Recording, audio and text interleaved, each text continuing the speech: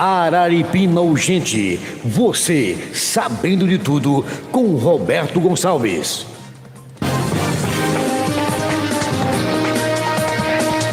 O ex-deputado Jonatas de Jesus e agora ministro do Tribunal de Contas da União, indicado aí pelo Centrão, questionou se o Banco Central esgotou alternativas de mercado antes de decretar a liquidação do Banco Master como propostas de aquisição ou soluções menos disruptivas. Quem tem os detalhes dessa informação é a repórter Luciana Amaral. A Luciana, ela é da CNN Brasil e tem todos os detalhes, tá deixando Brasília empolvorosa essas informações. A determinação partiu do ministro do TCU, Jonathan de Jesus, que havia dado um prazo de 72 horas para o Banco Central se explicar. Na ordem, Jonathan se refere à liquidação do Banco Master como uma medida extrema e aponta ver indícios de cronologia atípica do processo decisório que levou ao fim do banco. O ministro cobra explicações sobre os fundamentos que embasaram a liquidação extrajudicial, quais seriam as alternativas menos danosas e como o BC tratou a última oferta de aquisição do Master. O ministro Jonathan de Jesus, um parlamentar do Centrão, foi reeleito deputado federal pelo Republicanos em 2022. Ele chegou ao TCU como parte de um acordo que envolveu a reeleição de Arthur Lira na presidência da Câmara. Desde que o caso Master veio à tona, havia expectativa nos bastidores do Congresso de que o Centrão iria se mobilizar a favor do banco de Daniel Vorcaro. O pedido do TCU também amplia o cerco ao Banco Central. O Banco Central também está sob escrutínio do Supremo. Nesta semana, o ministro Dias Toffoli determinou uma acariação entre um diretor do Banco Central e o dono do Master, Daniel Vorcaro. A medida, defendida pelos advogados de Vorcaro, foi criticada por juristas por contrariar a legislação, a doutrina e a própria jurisprudência do STF, tanto que a Procuradoria-Geral da República pediu um adiamento e, mesmo assim, Toffoli manteve a acariação. A atuação de Toffoli ampliou o debate sobre o envolvimento do Supremo Tribunal Federal no caso Master. O ministro Alexandre de Moraes emitiu 2 notas para negar que teria se reunido com o presidente do Banco Central, Gabriel Galípolo, para interceder pelo Master e negar que teria pressionado até mesmo a Polícia Federal. O escritório de advocacia da família de Moraes tinha um contrato de mais de 3 milhões de reais por mês com a instituição de Vorcaro. Às 7h10, 7h10, eu quero ouvir a sua opinião, você que está assistindo pelo chat, que está ouvindo pela 90,3. Diga aí, onde é que isso vai parar? Deixa aí nos comentários. Vamos ouvir então quem entende, né? Eu não entendo de nada, quem entende é os cabas da CNN, rapaz. Os cabas da CNN, eles são de esquerda, jornalistas de esquerda. Aliás, assim como 90%, né, dos jornalistas do Brasil são de esquerda, os da CNN também são. E aí eles vão agora falar sobre esse assunto, o Caio Junqueira e o doutor Fernando Figueiredo. O Caio Junqueira é jornalista da CNN, o doutor Fernando Figueiredo é sócio e conselheiro da Jubarte Capital. E também, né, já foi, inclusive, servidor do Banco Central. Então, ele tem toda a capacidade de falar sobre o assunto. Por que é que o TCU quer meter a colher agora no Banco Central, que é uma instituição que é independente? Vamos ouvi-los. O que aconteceria se Dias Toffoli revertesse a liquidação e salvasse um banco que operava sob fraudes? Como isso nunca aconteceu no Brasil, ninguém sabe ao certo. Mas esse é o medo que hoje assola o setor financeiro brasileiro. Tudo devido à atuação inovadora do ministro Dias Toffoli no caso do Banco Master, que avocou o processo para si, trancou as investigações, impôs sigilo, limitou o trabalho da CPI e determinou uma acariação sem precedentes. A aposta no mercado é que se Toffoli de fato subverter a ordem jurídica e abraçar a ideia dos advogados do Banco Master e salvá-lo, estará na prática a decretar o fim do Banco Central, que passará a ter um papel decorativo e sem força institucional. Além disso, vai consagrar a ideia disseminada em amplos setores da sociedade brasileira de que o poder que deveria guardar a Constituição é justamente aquele que elabora as suas próprias regras. Ô, Lúcio Fernando, tem um receio, hoje eu conversei também com bastante gente do mercado ali, tem um receio grande de um impacto do ponto de vista da insegurança jurídica que pode gerar se houver uma reversão da liquidação a partir de uma canetada do Dias Toffoli. Como que está esse ambiente entre os agentes econômicos financeiros? Então, assim, é uma dúvida grande, porque sempre foi totalmente sem nenhuma controvérsia quando o Banco Central toma uma atitude como essa. E ele poderia ter intervindo no banco para depois ver se era o caso de liquidar, mas o caso era tão grave que o Banco Central foi direto para a liquidação. Todos têm uma dúvida muito grande, porque se aquele que é o guardião do sistema financeiro, aquele que está olhando para que o sistema financeiro permaneça forte, saudável e que ajude a economia em vez de trazer problemas para a economia, se ele não tem o poder que sempre teve, né? Assim, na história do Brasil nunca aconteceu um caso como esse, onde foi questionada a atitude do Banco Central. Ele realmente só toma atitudes, eu tive lá há 4 anos, com base numa documentação muito, muito robusta. E assim, essa hipótese do Banco Central, do Supremo, cancelar a liquidação, eu nem sei como é que se daria, porque é um banco completamente quebrado, ele tem mais de 40 bilhões de reais em ativos que valem zero. Esse banco, ele não está quebrado, ele está muito, muito quebrado. Então, como é que pode um banco nessas condições voltar a funcionar? Eu não sei como. Quer dizer, o Supremo teria que trazer 40, 50, 60 bilhões de reais para dentro do banco, para o banco minimamente se sustentar. Eu também faço até outra pergunta aí, doutor Fernando. Como é que um banco quebrado desse faz um contrato de 129 milhões com a mulher, o escritório da mulher de Alexandre de Moraes? Um banco quebrado e o dono do Banco Master, o Vocado, disse: olha, esse pagamento aqui de 3 milhões e 600 por mês não pode atrasar nenhum dia não, tem que pagar. Rapaz, tem muita coisa estranha aí. Alguma coisa errada não está certa. 7h14, mas eu quero ouvir a sua opinião. O Derek já entrou aqui perguntando sobre o relatório da OEA, que disse que reconheceu tentativa de golpe. Nós vamos falar já, Derek, que reconheceu também, né, que o ministro Alexandre de Moraes praticamente é um ditador, né, que está impondo censura aqui no Brasil. Também está no relatório da OEA, viu, Derek? São 7h14 agora. Vai deixando os comentários aí. YouTube, canal blog do Roberto Araripina. E a jornalista Mônica Bergamo afirmou em comentário à Rádio Band News nesse final de semana que o empresário Daniel Vorcaro, dono do Banco Master, não pretende enfrentar sozinho as consequências do escândalo que envolve a instituição financeira e já provoca uma crise de grandes proporções em Brasília.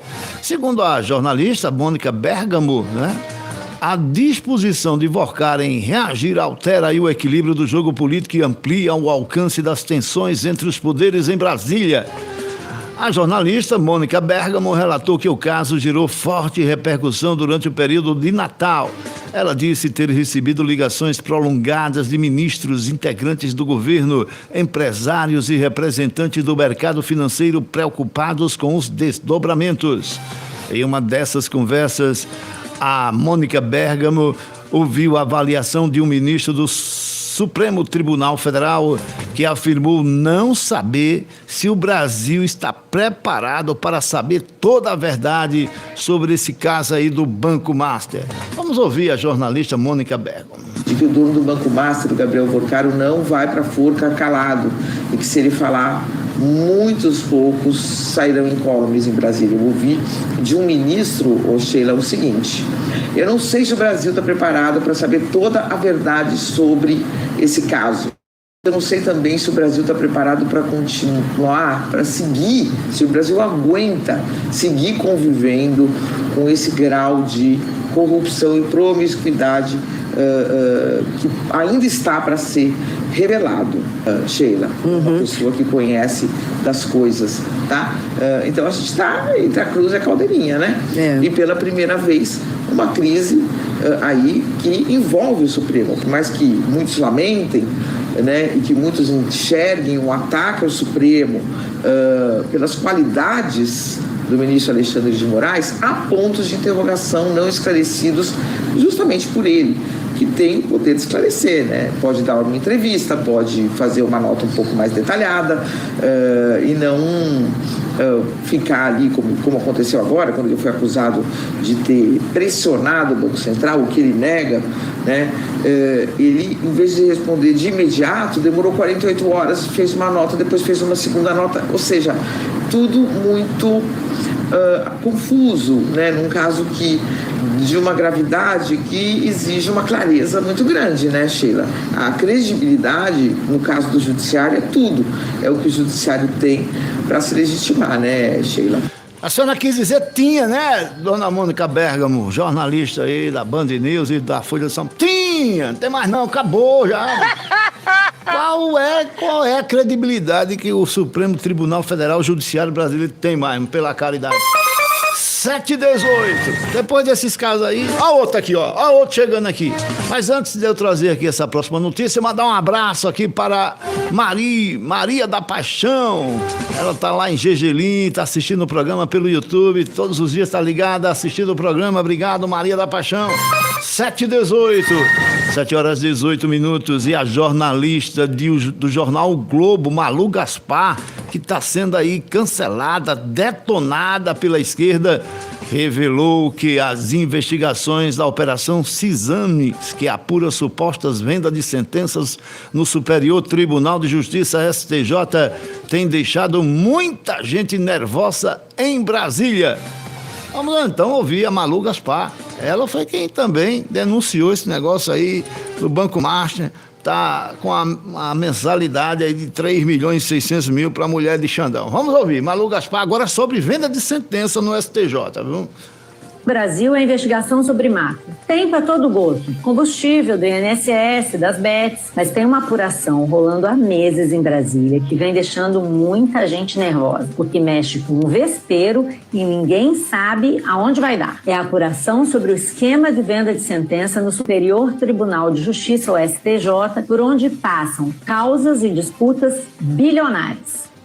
Tudo começou no final de 2023, quando um advogado do Mato Grosso foi assassinado com 10 tiros na frente do próprio escritório. E a polícia encontrou no celular dele mensagens mostrando um contato frequente e bem esquisito com assessores de 4 ministros do tribunal. Puxando o fio da história, a PF descobriu uma rede de lobistas que intermediava a venda de decisões desses ministros e chegava até a enviar os textos prontos para os gabinetes. A apuração mostrou que eles usavam mensagens cifradas, celulares em nome de laranjas e cartões de crédito para disfarçar o pagamento de propina. De acordo com o relatório sigiloso que a gente mostrou no Globo, esse pessoal formou uma organização criminosa dividida em 3 núcleos: o dos assessores dos ministros, o dos negociantes das sentenças e o dos clientes, principalmente empresários. Por enquanto, nenhum ministro é formalmente investigado. Mas mesmo assim, o caso está com o STF, que é para onde vão as investigações sobre gente com foro privilegiado. Recentemente apareceram indícios de que assessores de mais 4 ministros podem estar enrolados. E até agora não deu para entender como foi possível que toda essa gente tenha feito todos esses crimes sem que nenhum chefe soubesse. Já foram várias etapas, dezenas de prisões, e nesse último relatório o delegado ainda pediu mais prazo para terminar as investigações porque descobriu novas pistas, como empréstimo de avião para a autoridade e indicação de magistrado para cargo público. Esse tá com cara de ser um daqueles casos que você puxa uma pena e vem a galinha.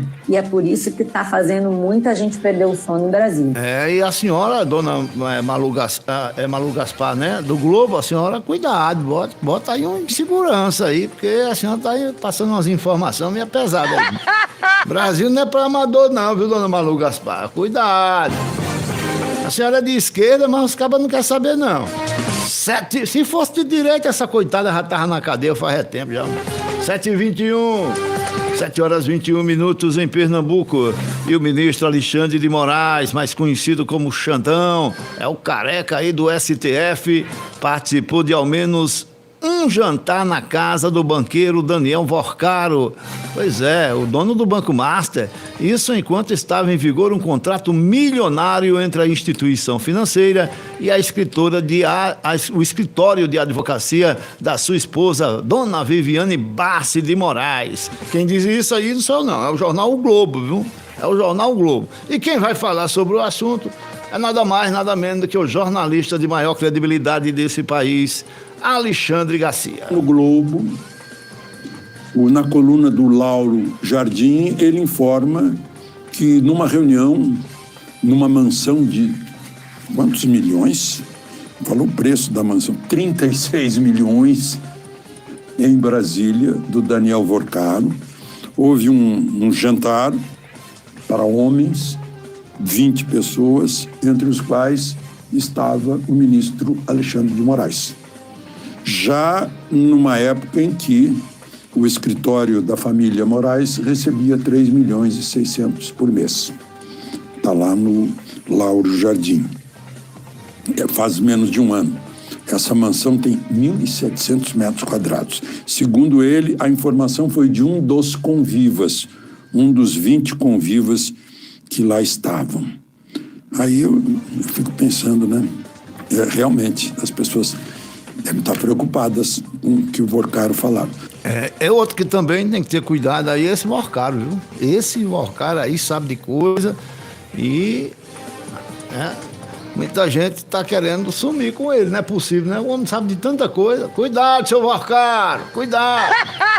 Brasília aí é um vespeiro. Ê, Brasil velho diferente.